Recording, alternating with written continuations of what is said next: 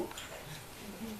Now, after having done those biographic books, I thought that, under the camouflage of fiction, I could speak about actually Sri Mataji, but in such a way that it's not, that it is not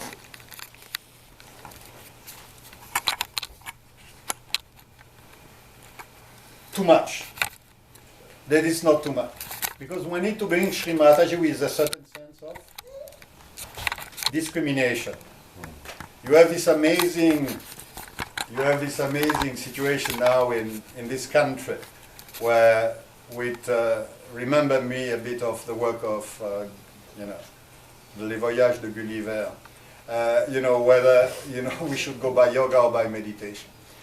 But actually we should go by common sense. And with common sense, we need to be a bit sensitive to the target groups to whom we talk. And so fiction was a way to talk about the reality that Sri Mataji has opened for us, but in a manner that wouldn't give them too many options to run away. Now the first book, who has read the first legend of, few of you? It's still available. Still available. But on the advice of Alan, I must confess, the second book is written as a standalone. So it's not absolutely necessary that you read the first book to read the second one, and there is a lexicon which explains. So what I was trying to tell you is this notion of avastas is, yes, basically, if we are today the disciple of Mother, it means we have a long history behind us. In that long history behind us, once upon a time, we knew and we lost that knowledge. And so for us, it's reclaiming back our inheritance in terms of Vidya, which she made possible. Because she didn't give us only the Vidya, she gave us the key to access the Vidya. She gave us, for those who were with her, she gave the training on top of the knowledge, but now she gave the key to rediscover the entire landscape of who we are within, which is described in various ways. So this book, he didn't agree with this, so I proudly disagree with him sometimes, because here it's written, we knock on heaven's door, but the handle is on the other side. So he thinks this sounds a bit Bob Dylanish, and Bob Dylan, give me a break, He became a Catholic, which shows that we are in Kali Yuga. But, what I want to say is that we knock on heaven's door, but the handle is on the other side. It's one of the critical messages. You see, because we're in a culture of achievers. We are the West, and modernity, which has followed the world, is in a culture of achievement. And people today, when they're interested in their spirituality, they want to achieve success, while actually the handle is on the other side. You can't open the door. So I have tried through this book to explain that actually the entire art of accessing the heavens is to allow it to happen. So it's not something you can conquer, it's not something that you can achieve or master, but you can open the heavens door by learning how to make it happen. And there is a chapter in this book which is the Avahan power. You know that at the beginning of a puja there is the Avahan, where we invite the deities and so on. And behind that there is something which is very important for all of us who need to grow in our spirituality, is how do we connect with the heavens? How do we connect with the city of God? How do we connect with the Param Chaitanya? And there is an art which will bring where we want to be, which is on the other side of heaven's door, that is in the heavens, but it's not by knocking, and it's not definitely by doing like Arsène Lupin and trying to force the entrance. We can't be too smart. Okay, so see, in this book, I won't dwell how it relates to the first book, because some of you have not read the first book, but in this book you do have an exposure of the three feathers. For you it will be transparent, but not for non-yogis. The three feathers are obviously the three gunas. So you have the blue, the yellow, and the white one. For you, it's transparent. How they interact. Our world history has been driven by, one feather first and then the other, up to more or less the Indo-Aryan invasion of nomadic tribe. You had sedentary population. We were worshipping the goddess, and this was still under the overlordship of the blue feather. And then we moved to the yellow feather. And from there on, up to now, the yellow feather has been ruling. But the yellow feather being linear is, of course, carrying its own destruction. In the same way that capitalism in this country, it's exactly part of the same story. Capitalism in this country is destroying itself because it is linear. Because it's all right to create prosperity, which was, this country, but it's not all right to carry on with such amount of greed. Okay? So that's all the yellow feather. So, the book sort of takes you through the various feathers. And then at the end of the book, you have the breaking of the seventh seal. And the breaking of the seventh seal, you will say, okay, it's obviously the opening of the Sahasrara. But what is explained here is that it's actually... Are you okay? It's too complicated? Yes. Are you with me? Okay. It's actually not just the opening of the Sahasrara, which it is, but it is realizing the dimension of collective consciousness, which is the big... you had incarnation before, they gave realization, some of them, they were completely divine, no doubt about it, but no one did what Sri Mataji did, which is the awakening of the collective being. And this is the big, big, big, big mystery of such. And that is the relationship to the fifth house, which is called Anor. You have 6 houses. 7 is the house of Ni, but the house of Ni is beyond, okay? The first house is Kalabam, Sri Ganesh. Second house is Falkiliat, the creators, those who are active, the architect, the poets. No? Third house, which is Sri Vishnu, is El Nur, has to do with the water world and evolution and balancing. Fourth house is Elexim, it's the heart. No? And it's very powerful, and you do have exposure of Elexim through a chapter called The Shawl of Elexim, which is of course the shawl of Sri Mataji. You will see if you read this book that I'm talking, that Mother is completely within this book, but without me saying so. And hopefully some people, having read that will, get a bit closer to the destination. So you have Elexim, and then after Elexim you have Anor. Now, my dear friends, Anor is the fifth house, and Anor is America. The Americas, all right? And Anor is about keeping the togetherness of the tribe, all right? This is the mission of Anor in the book, is that each tribe has its mission, but Anor keeps the togetherness. So that is linked to the big breaking of the seventh seal. See, when you come, what makes you an American? I have seen some mail among yourselves where someone say, we are born American, you are Turks, you are Indians. You see, what makes someone an American? These are people who left the countries for a new world.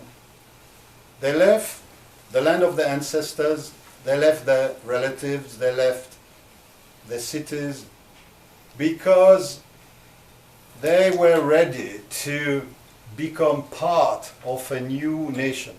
It's the only nation which has been constructed in that manner. And the divine was behind it, because the way Sri Mataji spoke about the founding fathers of this country is full of appreciation. Okay? So when you are American, who are you? You are someone who is ready to lose its own definitions, to lose its own conditioning, to become part of something bigger. And it's big because it's the land of the Virata. And this bigger thing is that nation, which was the United States of America here, and you came here to be part of the land of the free. And that is spiritual. And if you come as Sahaja Yogi in America, you are American because in the same way that you come to be part, you come to be in this melting pot where you are no longer Indian, Turk, Swiss, or whatever, but you are American. But in the same way, we need to lose whatever our conditioning to be part of that collective being. Okay? So Anor is a prefiguration of the great, history-making, trend-breaking advent of Sri Mataji, which has initiated her new child, which is a collective child. So I speak a bit about Anor, not too much, because I thought that I would write another book about Anor, which I won't do. But there are some indication about Anor. Also, who is the enemy of Anor? Who is the enemy of Anor? What makes you fail in bringing togetherness, in bringing the cohesion of the tribe, which is your mission? See, today the Sahaj world is divided. It's divided in Russia, it's divided in India, it's divided in every country which matter on the map. That's why I'm very happy to be Swiss, because it's so small that the devil didn't bother. We were under the radar. But I've been involved in these things for longer than you. You just find yourself now in America, where there is some dissent, which is getting discussed outside of your borders, by the way. So some people say, oh, it's just a few irrelevant people and idiots and groupism and uncollected. But it's already, the genie is out of the bottle. Actually, no one having an enforcement authority in Sahaja Yoga, you can't just say, come in line. We bring unity through, a dynamic powered by what Mother wanted, which is love between us, or we will not succeed. I just wanted to write something that I found by chance, something I wrote in my diary sometime back 3 years ago. My master said, who is my master? My master said, you have seen the light, be prepared to see the darkness. Repeat. You have seen the light, be prepared to see the darkness. I am staring at it, I am staring into it. But if I search into myself, my desire is to be able to love. A spark, a match, a glow to start burning the thickness of this black fog. And another spark, another small light, and we shall find the meaning of the Christmas tree to become what we wanted to be all together. All together is important in this. And you who have the good fortune to be American Sahaja Yogis, this is the challenge. And if you can solve this challenge in your country, in this country, which is meant to solve it, because unity has to be preserved and defended here, but in an intelligent manner, not in denying that there is a problem, because that doesn't work. Unity is something that is not just follow the leader or follow the powerful. Because if that would be what needs to be done, then, of course, everyone who dissent is wrong and anti-collective. And you apply this logic to India at the time of Mahatma Gandhi. Who was the dissenter? Who was the troublemaker? It was the Mahatma Gandhi. It wasn't the British, because you wanted unity. Unity was Pax Britannica. So you see, if one wants unity, one needs to respect the other, one needs to listen, and one needs to find the axis of truth. So that work, that challenge is before American Sahaja Yogis today. And if they can solve it, they will have the entire world, because the entire world is divided for no fault of the Americans. So if America is divided today as a Sahaj community, it's not the fault of the American Sahaja Yogis, because they feel bad, because it's so ridiculous, obviously. We all look like clowns in a silly sect. But it's not that. It is a serious matter. There has been an attack on our collective. There has been a corrosion, a toxic corrosion flowing into that, which was meant to be, because it is a test. When incarnation leaves, always there is a crisis. So that was meant to be. And here in America, if you solve it for America, I assume, pray, and desire that you solving it for America will help us all solving it everywhere.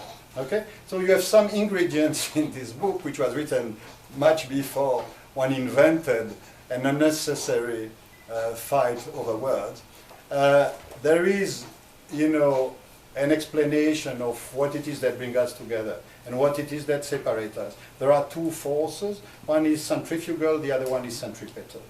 And one leads to destruction, and the other one leads to the axis. and the axis of the Sushumna is where we can grow. So, I think I that... was hoping you might get round to reading a wee bit. Yeah, but I thought... Well, that's all fascinating. I'm as fascinated. I thought, it's 5:30, we have until 6 o'clock. Oh yeah, question and answer. So I'm going to do a little bit of reading. But it's such a small Of course. family group Yes. that I spoke about family matters. Excellent. That's what I Of did. course. Because last time we did this thing, you remember, it was another public, then we spoke differently. So, okay, I will give I've you got to just... explain to you, by the way, the job of a publisher isn't to impose his view on a writer. The job of a publisher, if he's any good, is to help the writer say what the writer wants to say. So if the writer wants knocking on the heaven's door, that's what they get, right? It's not that, because if I want to write a book, I'll write my own book, won't I? And I'll put on the cover what I want on the cover. So the essence is, the key thing is for the author to be able to say what he wants to say. And I accept your point that Bob Dylan is not... Well, nobody the knows last who he one. is unless they're 90 years of Exactly. age. But when Sri Mataji visited me, you are still here, my brother. Mother actually visited me in Kathmandu. I made her listen to Like a Rolling Stone, which is a song of Dylan. I made her listen to that. Nice. And she said he's a seeker. So at that time, that was a compliment. Okay, so poor thing, becoming a Catholic. I can't believe it. Now, I am going to write a few passages on some elements of what I'm trying to share, which is a distillation of what I understood from others, inputs and teachings and training. And so this is about women, all right? So one of the Alexim sisters is in South Algeria, near Tan Maraset, and there is an old Tuareg lady who has appeared and talked with her.